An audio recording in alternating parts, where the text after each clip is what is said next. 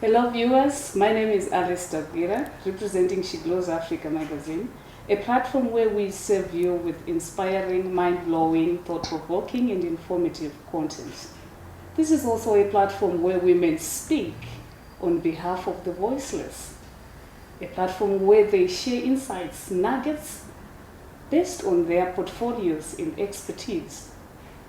Lastly, a platform where we unpack issues around women across Africa. Today, we have been afforded enough grace to have a conversation with Honorable Monica Mutsvangwa. Thank you so much, Honorable, for gracing us. It is my pleasure, Alice. It is really good to be talking to you, women who have given themselves, who have got passion to talk about women issues, so that at least women out there can also be inspired and we can instill confidence to a lot of girls who are looking up to a lot of other women. For the purposes of inspiring women who are watching us, Yes. may you kindly share your portfolio at length. How many hats do you wear?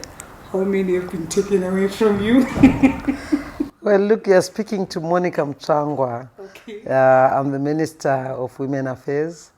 And on top of that responsibility, which is quite big, considering that we've got 52% of women in this country, the President found it fit also to put the responsibilities of supporting small and medium enterprises within my mandate and also community development.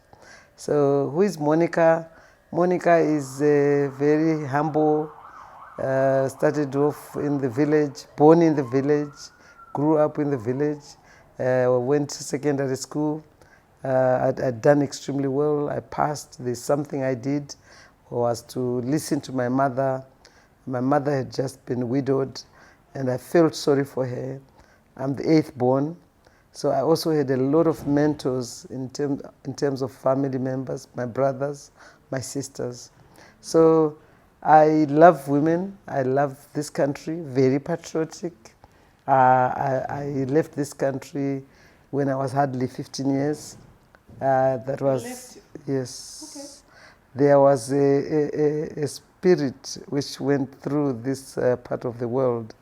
Mozambique had just become independent in 1975. And before that, MPLA in Angola had also gained its independence. And we know 1976 there was some uprising in Soweto where the people in the region wanted to liberate themselves.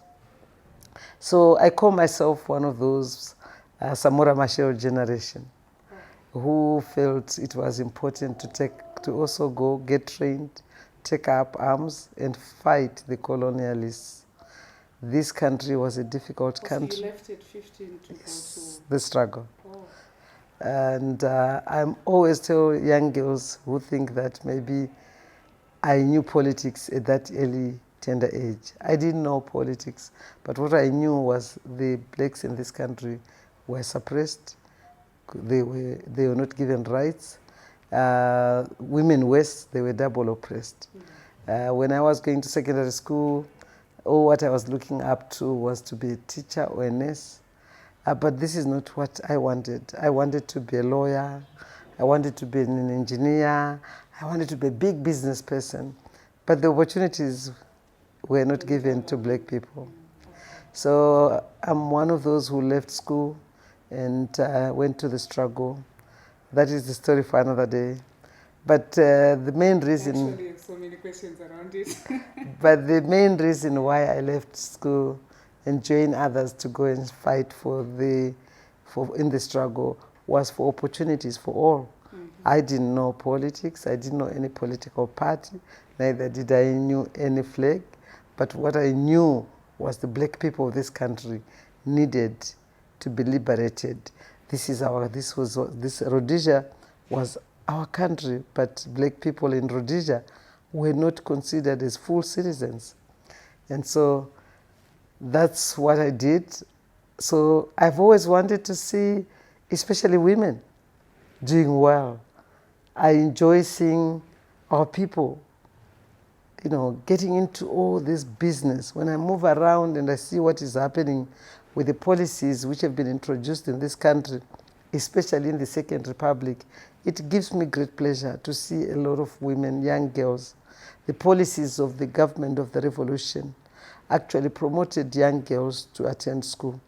During my time, it wasn't every parent who felt the importance of sending a girl child to secondary school, for example. Most girls were just sent up to grade 7 or standard 6 because they said, well, girls, once they can write a letter to their boyfriend, then that's enough. They can get married. So it is good, and it makes me very happy to see young girls doing well. And I always want to say, the women of this country, you were always side by side with your male colleagues. We have never said men should be removed from the table, but we have said those who have historically been disadvantaged, we need affirmative action so that we pull them to the table.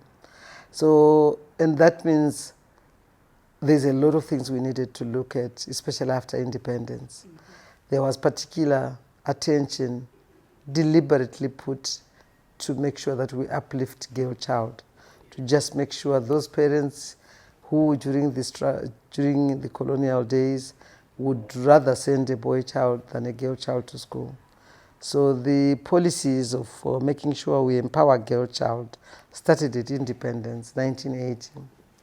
And we have seen a lot of girls really excelling in this country. We have, when we talk of women empowerment, which is my mandate, I'm not talking about just having a woman's face. We are talking about women who we know, who have done a lot. So merit is what we're talking about. We have got now women in this country who have excelled as business women. We have women in this country who have excelled as politicians. We have women in this country who have excelled as businesswomen. And even engineers, pilots, anything you can think about. So what we are saying is, when we talk about women empowerment issues, it's just not about what is in the Constitution, or maybe the rights of people. It's not a human rights issue alone. It is really an economic development issue. So I'm happy to be talking to you as the Minister in charge of women empowerment, also SMEs and community development. I was giving you the historical background because I love what I'm doing best. I believe women are very good managers. I believe given an opportunity, when women are given an opportunity, the development, the speed at which we develop economically as a country will definitely be faster. Indeed. Wow, wonderful. You've stayed relevant and powerful for a long time in politics now. Yes. What has really sustained you?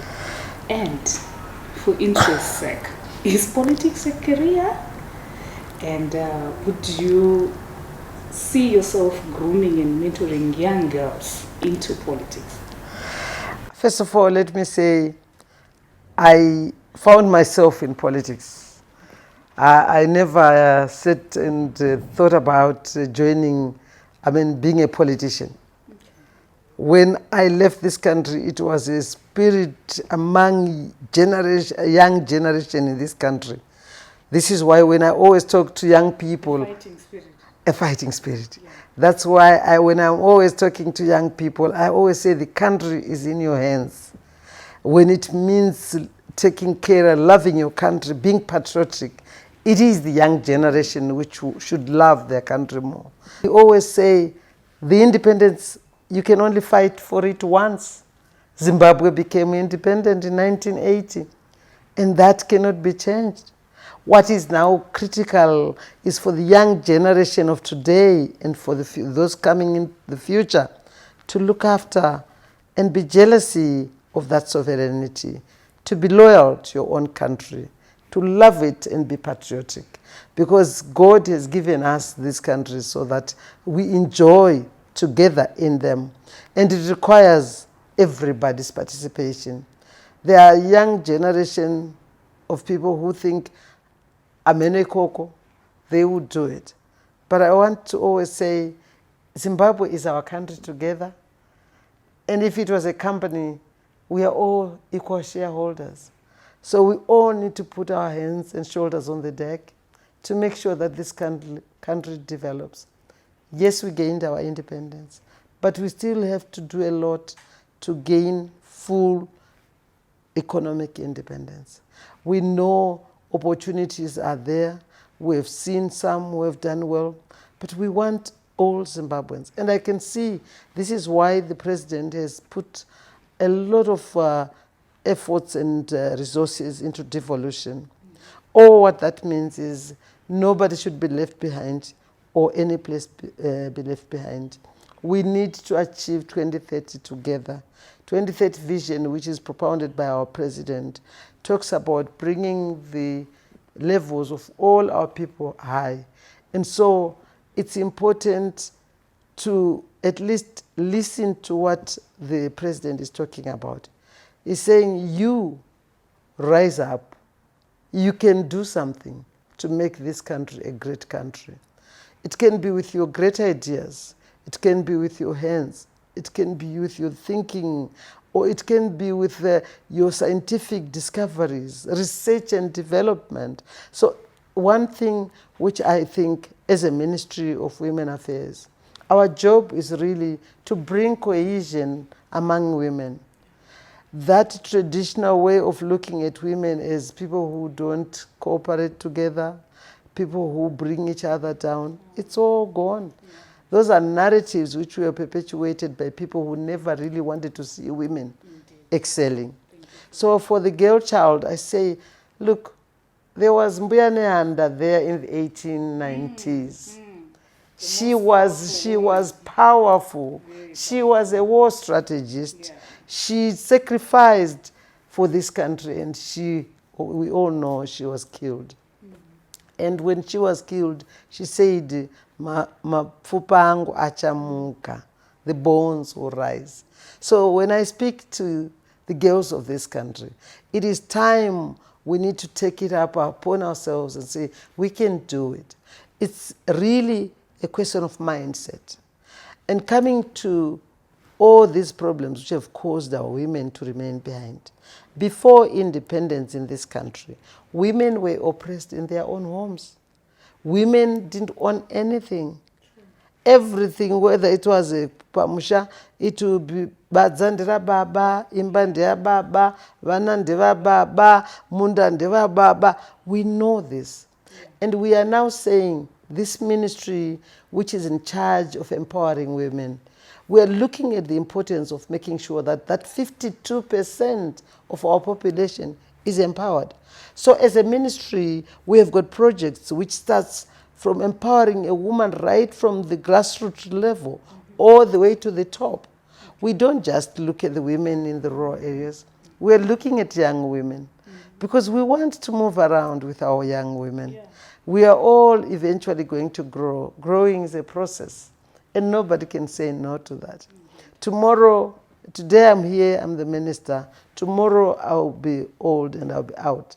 That time when I go out, what I wish and dream for is to those girls who we are moving together today with, who then continue to carry the legacy. So when you say mentoring, it's a must. With all these experiences I've gained since I was 14, I'm over 60 something, I can't even tell you.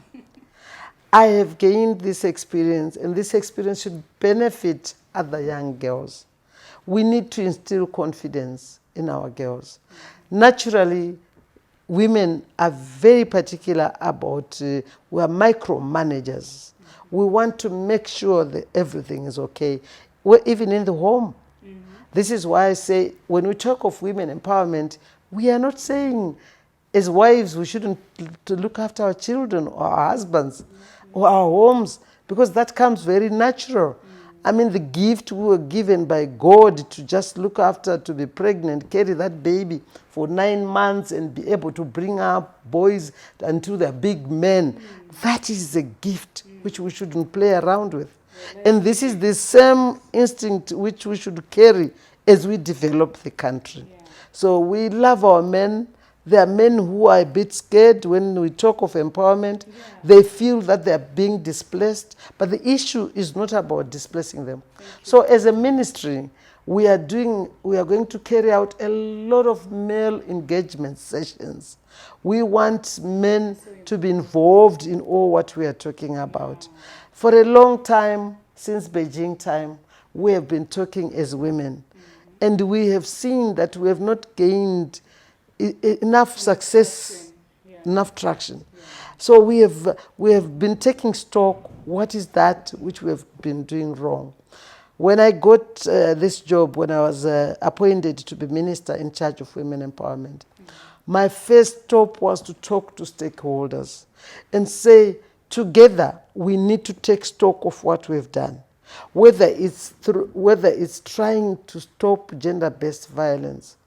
Why are we continuing to see the numbers still increasing? Yes. If it's about child marriages, why do we continue to see a lot of young girls being given away? So there's need to look at all the evils around. One of the issues which we are very concerned about as a ministry is to make sure that we deal with gender-based violence. We're looking also at prevention. We've just launched a strategy of actually looking more at prevention than to wait and deal with the gender-based violence victims. So we see also the numbers are increasing. One of the reasons is with the drug use and substance abuse, we see more and more of children being raped in their homes and mothers being harassed by their husbands. And to some extent, we also are looking at men. I had the other time a meeting with Padare. This is a group of men who have come together to say there are also men who are being abused. And we are saying gender-based violence is totally wrong, whether it is being perpetrated on a man or a woman. So these are the issues which we are concerned about. Then we are looking at issues of poverty. And we know that the predetermined social roles of a woman renegated her to the kitchen, a woman who spent a lot of time looking for firewood, water. And we are saying, with the developments happening in our country, we now need to see women being given more time to look after the children, but at the same time being able to do other economic activities so that they can also help the men or even do it for themselves. Because we see a lot more of single mothers. So our job is to make sure that we empower those women. We want to remove poverty because source of problems of many of these evils, whether it's gender-based violence, whether it's early child marriage. In fact, there's nothing called early child marriage, child marriages. We've moved around and we've seen, it's true, it's clear for everybody to see. Most areas in our countries, most wards or provinces where there is child marriages, there's a lot of poverty. So the issue which we have to deal with is poverty, if we're talking of preventing gender-based violence. So what are our interventions as a ministry? We intervene through funding of our women. At grassroots level, we are very grateful to the government, which is ably led by President Dr. E.D. Mnangagwa.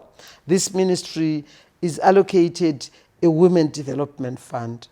We are also allocated a Community Development Fund. I also administer 2 banks, that is the Women Microfinance Bank and the SMEDCO. And this, precisely what it is there for, is to remove poverty and empowering women. And we are seeing that when we empower a woman from that level, grassroots level, then this woman can actually do wonderful things in terms of bringing up empowered children who will give us empowered people of the nation, empowered society. So we are making sure that women in our rural areas come together, decide what they want to do, because we don't want to move around and dish out money to somebody who is not serious about what they want to do, or who is aware of what business is all about. So we have staff from head office as a ministry all the way to the ward level. We've got provincial development coordinators, we've got district development coordinators, and ward coordinators. No matter where you are in this country, there's a ward coordinator coming from our ministry. So that if a woman feels or an SME needs some help, they can actually go to them. But an SME already is somebody who would have started business. But we are talking about that who haven't started business, who is sitting back and crying, what is that I can do to send my children to school? What is that I can do to have food on the table? Maybe the husband is there, but he's busy taking all the little money they make in the fields, go and drink, come back, even fierce men in making everybody, the children. Imagine children growing up in this environment. So this is some things which we are dealing with. At that level, the Women Development Fund will give them little loans. They start something, and our officers will monitor. We'll go through them. We train them what are business entrepreneurships skills. We train them even now digital skills, because we know most business is happening on the phone. We are also making sure that we monitor and evaluate the projects they are doing. So this is what we have. And please, Zimbabweans, especially the women, these officers are in your wards. These officers are in your district. Go to them, sit with them. They send the projects they collect from the districts, and then there are experts who go through them and approve those which are lucrative. Remember, this is not grants. This is a revolving fund. So we want to make sure that those who are given this loan, because we don't have money to give everybody, but we want to make sure that there's sustainability, and also those we give, they can actually grow eventually and become the small and medium enterprises. I'm glad to say, when I move around, they are women who have been supported from the grassroots, who are today proud owners of companies, and they're doing extremely well. So we want to continue to do that. And we also really think that it's important to instill confidence. So road shows, talking to young girls in schools, for example, instill confidence in them. Let them know the evils of taking drugs. We see a lot of our children, hands vakastika, and I always talk to them when I move around in my constituency and say, can you imagine if the young generation of this country spend a lot of time taking drugs and getting sticker, like they say? So I think the moment we instill this loyalty to your nation, this patriotism to your nation, I think we will move with a greater impact, and we will achieve the 2030 vision. Indeed. Wow, what an honorable. You're doing a lot. Thank you. We are proud of you. I do have a problem with patriarchy myself. Yes. Because it has got a stronghold over politics, family, religion. How would you, as a minister, how would you envision a world without female subordination? And how have you managed to balance your home? You are in power, Baba is in power. I don't know what you call female subordination, but what I know for sure, any home, even if you travel around the country, in the village, in the rural areas, when you see a beautiful home, organized, fruit trees, a nutritional garden, and most of the time, there is an empowered woman. Women love their men. We love our husbands. We love our men. And this is when I say, when we are going to empower women, the men shouldn't feel like then we are leaving out the men. Because the woman who we are empowering, she's your mother, she's your sister, She's your aunt. Once your mother is empowered, you are equally empowered. Once your wife is empowered, you know your children will grow up wonderfully. So these are the issues which we continue to engage. And this is what I said. We are going to hike our male engagement sessions. We need to be able to talk, and we've already started that. We talk to the traditional leaders because we know the traditional leaders are the ones, the custodians of the people, and they are the ones who carry this tradition and culture, which we are proud. There's a lot of cultural and traditional practice which makes us Zimbabweans, and we are not saying we should throw those out, but there are some which really are predetermined to say these ones should always keep a woman down. And we are saying culture is also dynamic. I mean, we know what used to happen, young girls being given away for marriage. And that is detrimental to the development of this country. Because that young girl who you are cutting her life by not sending her to school at such a tender age may grow up to be the minister or the president of this country. Indeed. And so we are saying and we are also talking to mothers.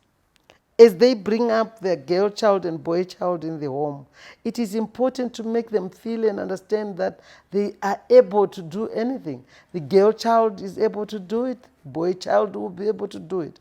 So patriarchy should not be a reason to actually look down on 52% of the population. No country will develop if we leave behind 52% of them. So for anybody who is thinking, well, I had my mother, she used to make me do things which I didn't like to do, and then they go to work and they feel I have a woman boss. Now I don't really want to have a woman boss. Unfortunately, this world is for men and women, and men and women of capacity. We are not talking of putting women who do not know what they're doing in particular jobs. This is why you have seen us as a ministry. We work very closely with Parliament, especially the Women Parliamentary Caucus, because we want to make sure that those women who would have gone to Parliament or women who have gone into decision-making positions are fully capacitated so that they can inspire those young girls out there. We don't just want to see our women that they're in Parliament or they're ministers or they're running companies, but we want to see the work they're doing and let it inspire other young girls. So we have a lot of work to do together. We are very grateful. A lot of countries, a lot of development partners, CSOs, the issue which is on the priority is to make sure that we empower women. Because everyone understands that when you empower women, the happiness index goes high. You have actually empowered generations. You would have empowered the country in generations to come. When you talk about, personally, I must say, I have, like any woman, you face it, the issues which we are very concerned about as a ministry. It's also to make sure that we deal with sexual harassment at workplaces, because that will discourage a lot of young girls. Politics, which I have naturally entered, I know a lot of women would like to be politicians, stand in their constituencies, do the job which will make, because first of all, when I ask what is politics, some people say politics is dead. But what is politics? Politics is being concerned about your people, loving your country, making sure there's a hospital and a clinic nearby. Mothers who are expecting are carried in a good ambulance to go and deliver the future leaders of the country.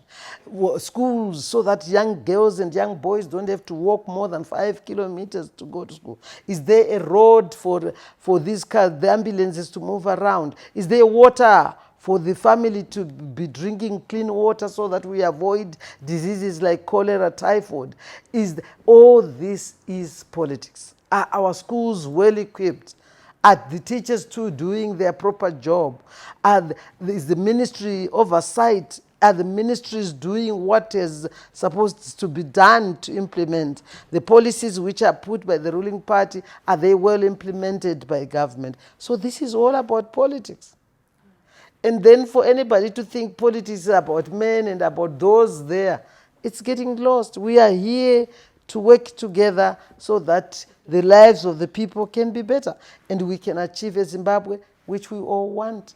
So this is our Zimbabwe together. And I continue to say, as I stand here, it doesn't necessarily mean I have been given this job because I know all the issues about women empowerment or SMEs or community development. But I'm leading so that I work together with all the stakeholders so that nobody can remain in their home and say, what they're doing is not correct. Because there is a platform to come with your ideas, and your ideas will be very much welcomed. As a ministry, our doors are open. We talk to everyone. We talk to the CSOs. We talk to development partners. We talk to our women movement. We talk to our women in mining, women in agriculture, women in manufacturing, women in the street. We have to understand why they are on the street. What kind of projects can we come up with to help them? We also want to talk to our women who have gotten into a bad habit of taking drugs and substances and see how can we help them. We want to talk to the girls to understand their issues and how we can help them. How can we instill confidence in them? So basically, it's all a whole societal approach with every stakeholder, government, private sector. We are also concerned what is happening in private sector. The constitution is very clear. Our constitution speaks to 50-50 gender equality. And everybody is under the supreme law of this country. So we are also looking at political parties. How are they coming up with candidates when we go for elections? We are also talking to ZEC. How come if they're under the constitution which talks to gender equality, why do they continue to take candidates list which is not gender balanced? So these are the things which I think as a ministry will be working together with all Zimbabweans and stakeholders. So it's not about us, but it's about all of us together. You have mentioned a whole lot of projects that you're working on. And like I've said before, we are so proud of you. I've always said it to myself, this woman is working. This woman is working. There is really a huge shift. I have a passion to see women excelling, and there's a lot of potential. And as women, you all know, if you can handhold one of your women, if any of those women in this country who have done well, whether it's politically, whether it's in business, whether it's in any profession, if you can handhold another woman, you'll be surprised. They will do wonders. And that will lead us to achieving 2030 vision of upper and middle income society. Okay, so I was saying of economic development and leadership, our stats haven't changed. Our statistics here are changing. We are carrying the 52% on your shoulders and 23% unemployed. We've got 75% and largely formally employed. And because this is the larger population, meaning automatically meaning our situation as women is dire. When are we going to expect change statistics wise? How can this be judged? Alice, let me tell you something. When you say so many people are not employed, 73 or whatever you give figure, I want you to just move around and look at what is economic activities, not in towns, but also even in the rural areas. The amount of solar panels. Yeah, this is all about women. Okay. We are also saying as a ministry, our women who are selling, they are playing a very big role in raising the GDP of the country. This is why recently you saw me, SMEs in Chiredzi, a small town. They are doing extremely well. working together, men and women, saying what is that we can do to bring food on the table. And now we are not even talking about just bringing food in the table. We are now talking about getting returns on what they are doing. So we will continue to work hard. And we are grateful for the president, because by bringing in these big investor companies into our country, what that means is there is downstream benefits which will go to our women. Yes, there is a lot more which we need to continue doing. There is no country without poverty, but we're saying we are gifted. God gave us so much natural resources in our country, and we are very happy. The government of the Revolutionary Party since 1980 has really been educating our people, and it's time all that education is turned into a good or a service. This is why we are talking of Education 8.0, where we are saying we need people to go through colleges, universities, and be able to produce something and employ people, so that we don't just send our children to look for white-collar jobs. Farming is a job. I mean, if you go to those people who are working there, they are working. They are sending their children to school. They are building homes.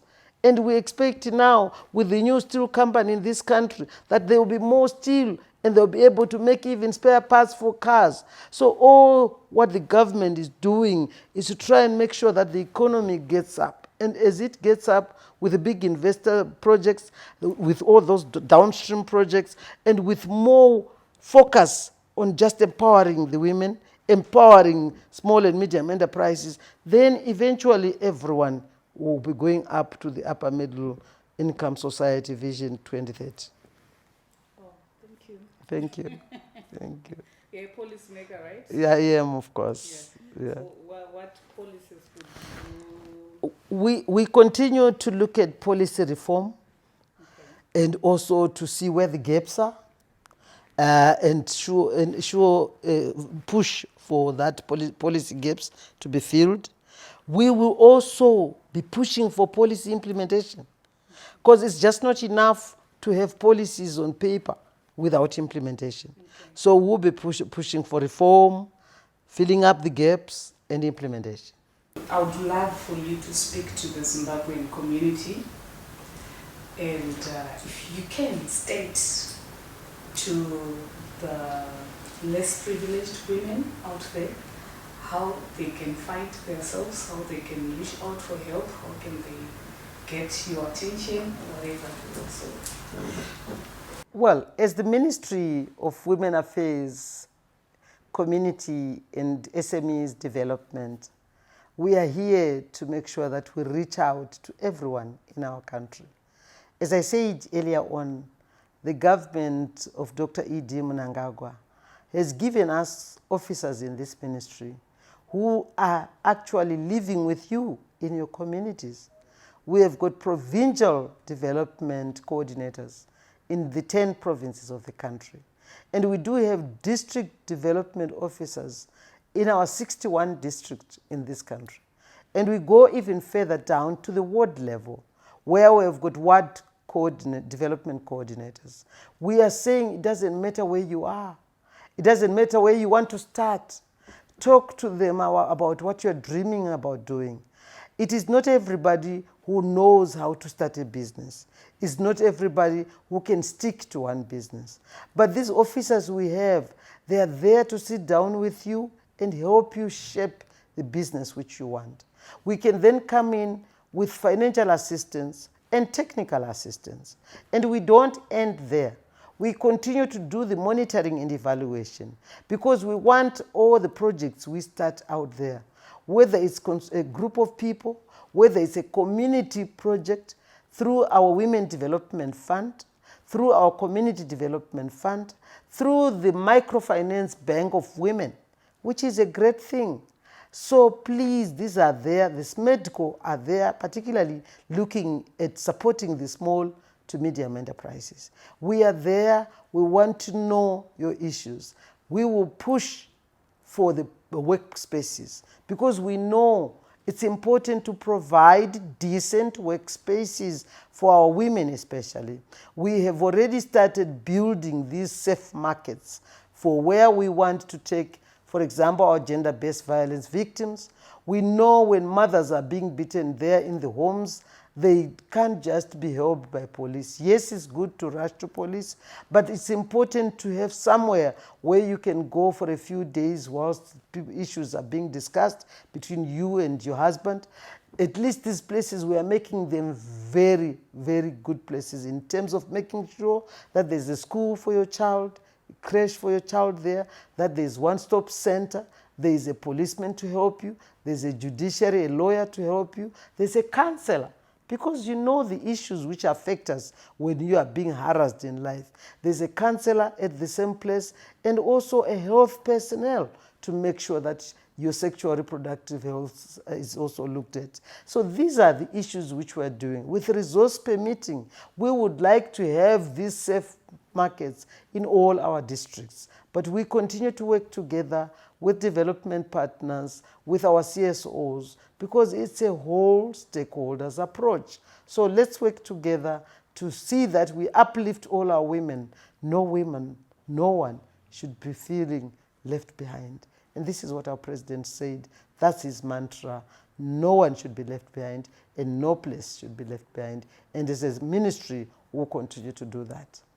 As we wrap up, I would like for you to also share your last words to the young girls and women watching us who are aspiring to be in politics, in leadership, but they are scared. There is so much toxicity going around. You affiliate with this party, giving names, everyone is associated politics with dirtiness. So it's unfortunate that you find people who are dirty in politics.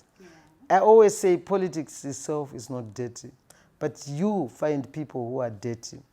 And I'm saying to the women of this country, rise up to the challenges. You need to tell yourself, it's mind over matter. We are here to instill confidence to our young girls, because we know when our women and more girls take decision-making positions, it's good for this country. It will really make us move at a faster pace to achieve Vision 2030. Girls out there, get those who are in positions, those who have done well in decision-making positions, whether you are an MP, whether you are a councillor, whether you are a CEO of a company, or whether you are a high civil servant, high government official, handhold another woman.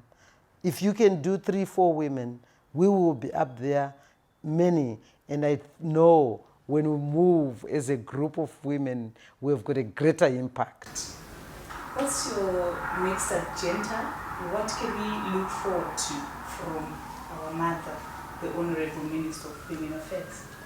Well, I'm here to serve the women of this country. I'm here to give the little experience I have. I'm also here to learn from each and every one of you. I don't know everything which will make us, all our women, come out of poverty. So I'm here. Our doors are open. And I want to learn from each and every one of you. Please come, let's talk and see how best we can help. Our young girls, feel free. Let's come and talk about what are your fears, what are your worries, how you can go through this crocodile-infested path, which is about politics, which is about taking a decision-making position, whether it's even in a private company. It will entail to have a strong skin. And we can build that strong skin together. Let's always work together. Wonderful. Anything else you want to share? Personally, I have succeeded because God gave me a wonderful husband, and I know it's not all husbands who support their girls, their wives, but I'm appealing to men and also to you, my dear fellow women, that marriage is a very good institution. We should always try our best. It's unfortunate sometimes women have to put more and give more than what the men do, but we have to look after the children. We have to look after our men. We have to make sure things are okay in the home. It takes a little bit too much on us, but I believe women were made stronger in that sense when it comes to being multi-tasked. And so I appeal to you girls that you can do it, push more. We have different, yes, biologically our men are strong in terms of carrying things and physically, but we are saying as women, we think, we go fast, we micromanage, we are very protective of our children, protective of our husbands, but all the same, that still makes this country a great country. Thank you so much, Mama, for this wonderful opportunity that you have given us. You've actually proved that your door is open to all. Yes. And viewers, they... And I have also said it's tough to be a woman leader because you've got many other responsibilities. Yeah. That's a fact. Yeah. So it's a mind over matter. Yeah. I don't think there's any job which a woman cannot do once you are dedicated and you say, I want to do it. I actually remember asking you, but how are you balancing your power, balancing power? It must be tough. I have no problems because I have a lot of support from my husband. He's very supportive. What I do and where I am today is because of the support I receive from him. And my children have been very, very supportive. But I always give them, each and everyone, I give them special time. Yeah, it doesn't matter. It's quality time. Yes, the job takes a lot of my time, but I also have a lot of quality time with my family.